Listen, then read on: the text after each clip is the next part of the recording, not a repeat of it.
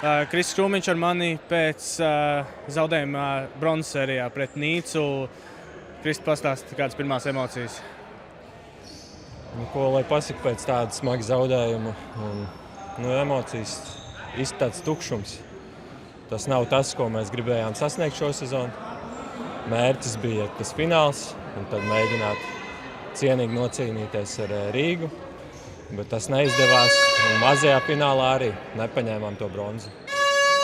Jā, šķiet, abās šīs sērijas spēlēs šausmīgi grūti vārds bija gūt, un katrs tas uzbrukums tik smags. Vai jums arī tāda sajūta bija, un kurā brīdī tas sākās? Vai tas sākās sērijā jau pret Beitaru, vai tomēr tas bija tāds Nīcas faktors? Manuprāt, galvenais faktors bija spēlētāja iztrūkums. Pret Beitaru vienā spēlē es izkritu, vienā Rihards. Mēs nebijām saspēlējušies savā starpā. Tās maiņas sajaucās, līdz ar to tie goli grūtāk nāca, nebija tā sapratne līdz galam.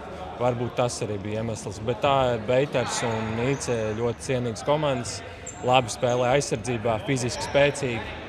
Tā kā kompliments viņiem par aizsardzību.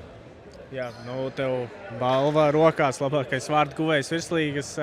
Pakomentē, kā par to jūties, un vai tas bija tas mazais arī sezonas mērķīts sākoties sezonai? Protams, forši saņemt tādu balvu, bet primārais ir komandas spēle. Būtu 3. vieta un man, piemēram, 1 gols mazāk. Varbūt tas pat būtu labāk nekā saņemt individuālu balvu. Bet tā, protams, tie goli nāk man kā jau katru sezonu.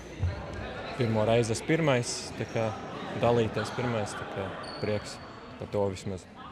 Jā, skarbs tas sezonas noslēgums, bet vēl pirms tevi projām varbūt varam atskatīties, kas tev ir tādi highlightiņi, tādi spilgtie sezonas momenti. Noteikti pirmais aplis regulārajā sezonā, noteikti ceturtdaļfināla sērija, bet ar ko tu atcerēsies šo sezonu? Noteikti ar to kausu iegūšanu.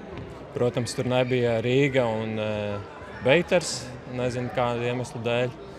Tāpēc mums bija iespēja paņemt to kausu, un mēs viņu arī paņēmām mājās. Tas bija tāds spilgtākais moments. Jā, labi, super, Kristis. Tad jau gatavojamies nākamajai sezonai.